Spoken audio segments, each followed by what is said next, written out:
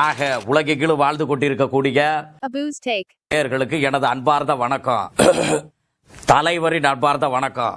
ஆக சின்ன சேனலுக்கு எதா இருந்தாலும் அது கொஞ்சம் ஆதரவு கொடுங்க. உங்க பொண்ணான கையை கொண்டு அந்த பெல்லில் தட்டிடுங்க. அவங்களுக்கு சப்ஸ்கிரைபர் 5-10 ஏறுனா அவங்க மனசு சந்தோஷப்படும். அவங்க வீடியோவும் பாருங்க. ஹலோ ஃப்ரெண்ட்ஸ், வாங்க இன்னைக்கு நம்ம சேனல்ல சிம்பிளா டேஸ்டா குஸ்கா செய்யறது எப்படின்னு பார்க்கலாம். இப்போ குஸ்கா செய்ய தேவையான பொருட்கள் பார்க்கலாம். பட்டை 4 துண்டு, கிராம்பு 4, ஏலக்காய் ஒரு 4 பீஸு, இஞ்சி பூண்டு paste 1.5 spoon, garam masala 1/2 spoon, பெரிய வெங்காயம் 2 நறுக்கிக்கோங்க, தக்காளி 1 பொடியாக நறுக்கிக்கலாம், பச்சை மிளகாய் 3 லேசாக கீறி விட்டுருங்க, கொத்தமல்லி புதினா கழுவி கட் பண்ணி ஒரு கைப்பிடி அளவு, வெறும் தலையை மட்டும் எடுத்துக்கோங்க, உப்பு 2 ஸ்பூனு, ஆயில் 3 டேபிள் ஸ்பூனு, நெய் 1 டேபிள் ஸ்பூன். குஸ்கா செய்யறதுக்கு 1/2 கிலோ புல்லட் அரிசி 2 முறை கழுவி எடுத்து 1/2 மணி நேரம் ஊற வச்சிருக்கேன். இந்த புல்லட் அரிசி பிரியாணிக்கு குஸ்காவுக்கு நல்ல டேஸ்டா இருக்கும். 3 டேபிள் ஸ்பூன் ஆயில்,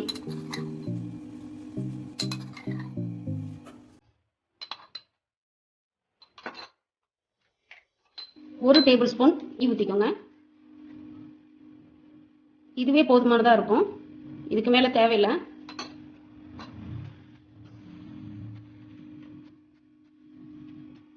இது காஞ்சதுக்கு அப்புறம் 4 பட்டை,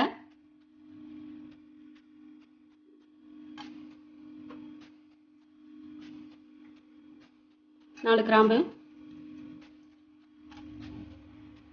4 ஏலக்காய் போட்டு பொரியணும். பொரிச்சதுக்கு அப்புறம் 2 பெரிய வெங்காயம் கட் பண்ணி வச்சிருக்கேன்.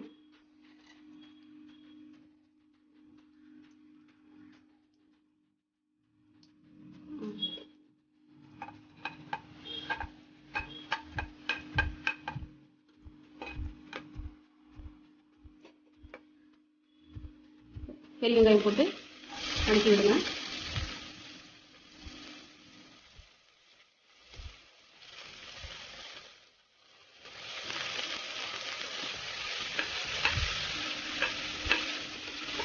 இதில் ஒரு பிஞ்ச் உப்பு போட்டால் கொஞ்சம் சீக்கிரம் வதங்கிடும்.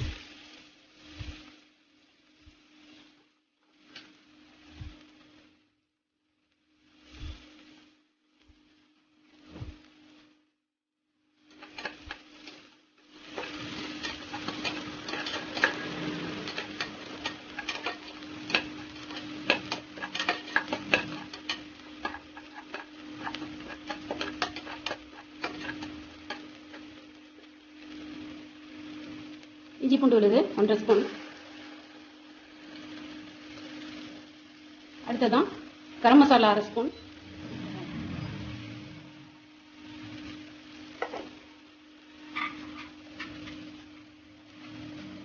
நல்லா வதக்கி விடுங்க.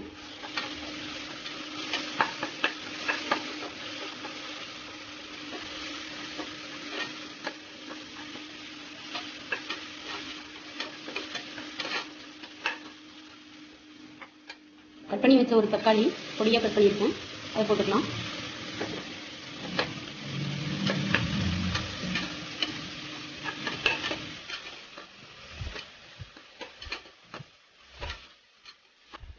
வெங்காயம் தக்காளி நல்லா வதங்கிடணும். வதங்கினதுக்கப்புறம் கொத்தமல்லி புதினா, பச்சை மிளகா 3 பச்சை மிளகா போடுவேன்.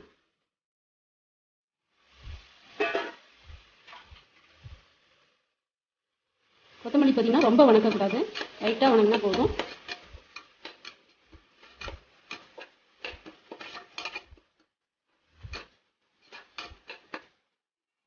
இப்போ இதுக்கு நம்ம தண்ணி அளந்து ஊற்றிக்கலாம். 1/2 கிலோ புல்லட் அரிசி எடுத்துருக்கேன்னு சொன்னேன் இல்லையா, ஊற வச்சிருக்கேன்னு. அது 2.5 டம்ளர் வந்தது. 2.5 டம்ளர் அரிசி, 1 டம்ளர் அரிசிக்கு 2 டம்ளர் தண்ணி வீதம். 2 டம்ளர் அரிசிக்கு 5 டம்ளர் தண்ணி அளந்து ஊற்றிக்கிறோம்.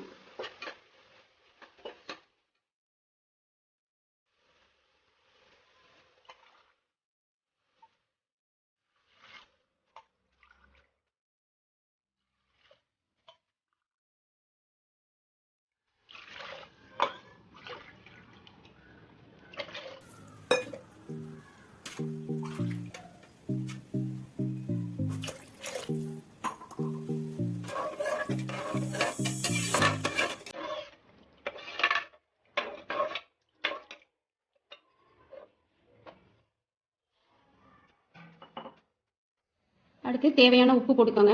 நான் இதுக்கு 1.5 ஸ்பூன் உப்பு போட்டேன்.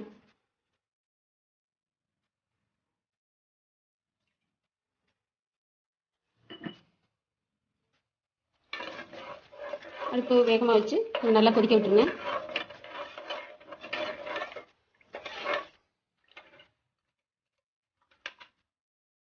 இது நல்லா கொதி வரணும்.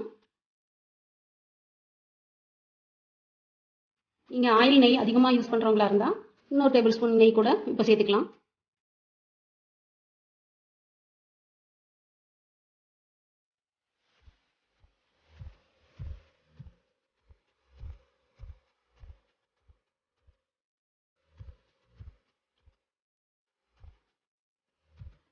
தண்ணி நல்லா கொதிச்சு வந்துருச்சு.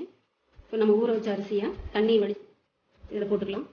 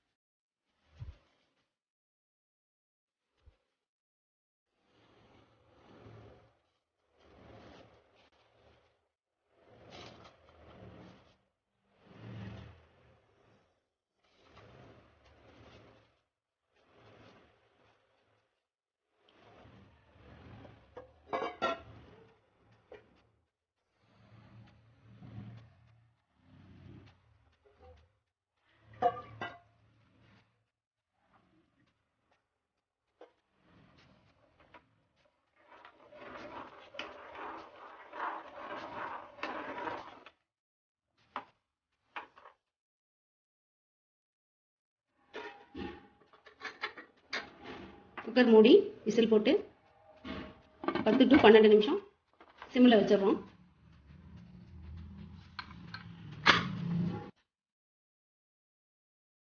சிம்மில் வச்சுட்டாவே ஒரு 12 நிமிஷத்தில் ஒரு விசில் வந்துடும். விசில் வந்ததுக்கப்புறம் ஆவி அடங்கினதுக்கப்புறம் குக்கர் ஓப்பன் பண்ணுறோம். ஓப்பன் பண்ணால் பாருங்கள், லைட்டாக அப்படி கிளறி விட்டு